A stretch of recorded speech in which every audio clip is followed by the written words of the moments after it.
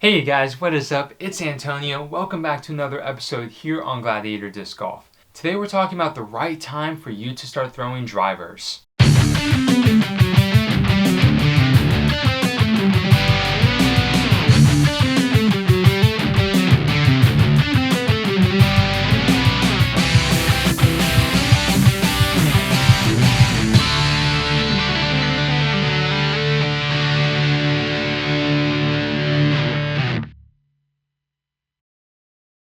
Now, before we can get into the right time for you to start throwing drivers, we have to address why you wouldn't be throwing drivers initially.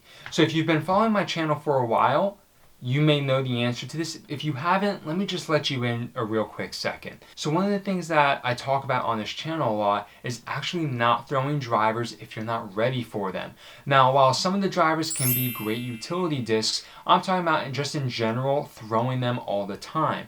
And the reason I say that for most beginners and intermediate players to be hesitant about throwing drivers is that they require really good form, really good touch, control of nose angle, and power. When we look at the speed number, we can also interpret it as the power required to throw the disc to get the intended flight.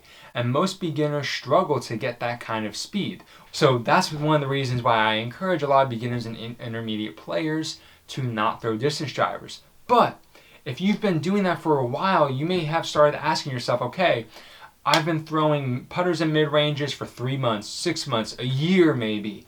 And I want to know, when can I start throwing drivers? And that's a great question. My key takeaway is how far can you throw a mid-range? If you can only throw a mid-range about 200 feet, you haven't quite gotten the power necessary to throw that mid-range. And it's not that I'm trying to be discouraging to you, but rather I don't want you to get discouraged by throwing something that's too fast and too overstable. So what I would encourage you to do is be able to throw a mid-range somewhere between 280 and 300 feet. If you can hit that window of distance pretty consistently, I would say that you have good form, you have good distance control, good angle control, and good nose angle as well. You can throw hyzer flips with your mid-range. You could probably throw slow panning anhyzers, and you could probably throw hyzers, spike hyzers with your mid-ranges as well. Now remember, fairway drivers are very different than mid-ranges. It's going to take some time to learn how they fly and to figure things out. Start with understable fairway drivers. We're talking about discs like the FD or discs like the F5 from Prodigy, things that are pretty straight flyers and that can help you learn all the different angles. If you're really struggling with some of those, you may want to try something a little more understable. Something like a Discraft Mantis or an F7 from Prodigy. Those kinds of discs would do really well in helping you build up that speed, strength, and control for fairway drivers. If you can hit 280 to 300 with your mid-ranges, you should be able to start hitting about 310 to 320 with your fairway drivers. At least 300 feet though. But that being said, if you can throw the mid-range 280 to 300, I would say you're ready for fairway drivers. And now, what everybody wants to know, when can I throw a destroyer? When can I throw a Zeus? when can I throw a DD3 like Eagle McMahon 700 feet? Well, I hate to break it to you, but what Eagle McMahon did at the Disc Golf Pro Tour Championship, I don't think there's another person on earth who can do that. Seriously. That was amazing. 700-foot park job. I mean, don't even try to do that. You'll drive yourself crazy. But that doesn't mean you can't throw a DD3. That doesn't mean you can't throw other types of distance drivers. What I would say, if you were wanting to throw a distance driver, is how far are you able to throw a fairway driver? Can you hit about 325 consistently with a fairway driver? I say 325, and it's significant. That's significantly further distance than the mid-ranges for a reason. Every time you go up in the speed, every time you go up in the disc class, you should be getting significantly more distance. If you throw 280 with your mid-ranges, and then 290 with your fairway drivers, and then 295 or 300 feet with your distance drivers, there's a huge discrepancy in your power, or rather, there's a huge discrepancy in your disc selection. You really need to just be clubbing down and sticking to the mid-ranges. But if you can throw a mid-range 280 to 300, and then you average about 320, 325 with the fairway driver, that's a good 30 to 40 feet difference in your distance, which is what it's supposed to be. You're supposed to be able to get more distance with it.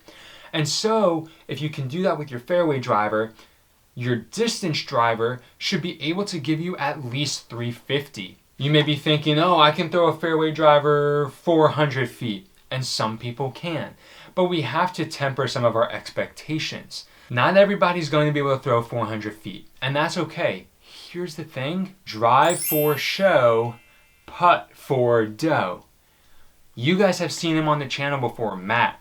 Matt he hasn't been playing a lot in the last year or so, but when he was playing regularly, I believe he got up to 960 rated, and he had a couple thousand rated rounds.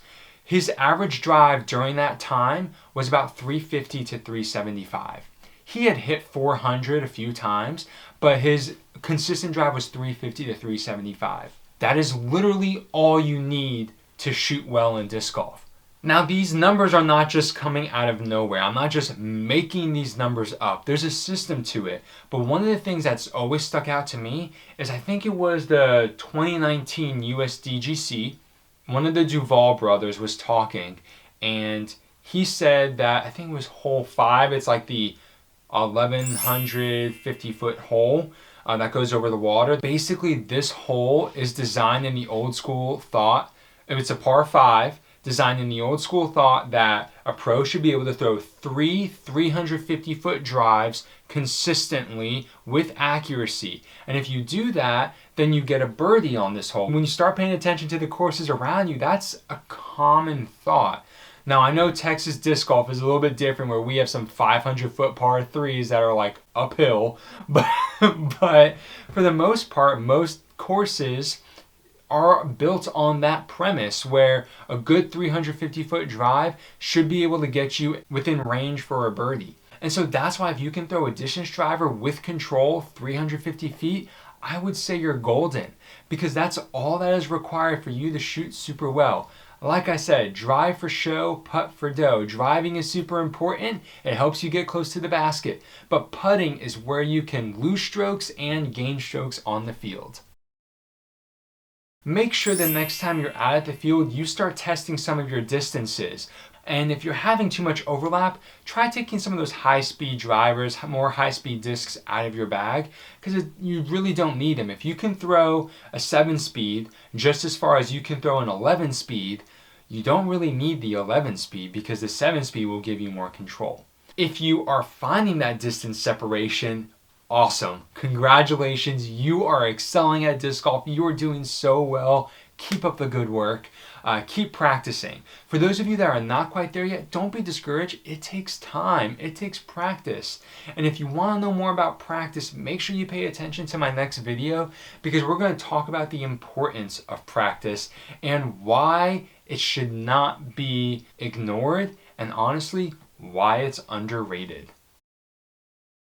Well, that's all I have for you today, guys. I hope you found this video insightful and helpful, and that you learned something new. If you did, make sure you leave a like. It helps me out a lot, letting me know that you want to see more content like this. Until next time, guys, have a great round.